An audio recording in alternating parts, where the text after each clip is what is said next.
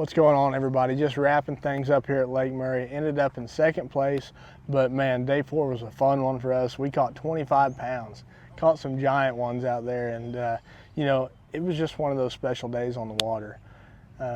This whole week was just a lot of fun. I only had one slow day, but luckily we kind of made up for that today. You know, as far as the fishing goes, I was basically fishing for a lot of schooling fish most of the time. I caught very few that I didn't see busting. You know, I probably weighed in over half to 3/4 of my fish that were schooling. And the funny thing about these schooling fish on this lake, you know, they eat herring, and you know, I feel like people have always thought that herring fish just roam. They just swim like crazy. And I feel like the herring roam like crazy, but on this lake, these bass lived on really small spots. They lived on little rough spots, little shell beds, and I think they just would sit there and sit there and sit there until those herring came by. And when those herring would swim over them, that's when you'd see the crazy schooling action. But as far as getting them to bite, these things are very, very smart because they get fished for a lot.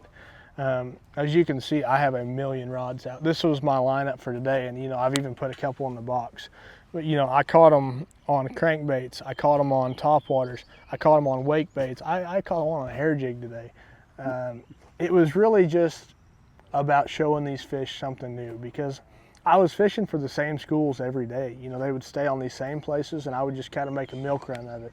So anything I could throw to trick them, I tried it. You know, I caught them on topwaters, I caught them on crankbaits, I caught them on minnow style baits, like on a jig head.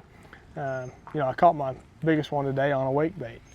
It was just about showing them something new and just trying to surprise them. It was a lot of fun though. I really enjoy catching fish like that when they're schooling and busting. You know, that's the best way I know of to get your heart pumping bass fishing.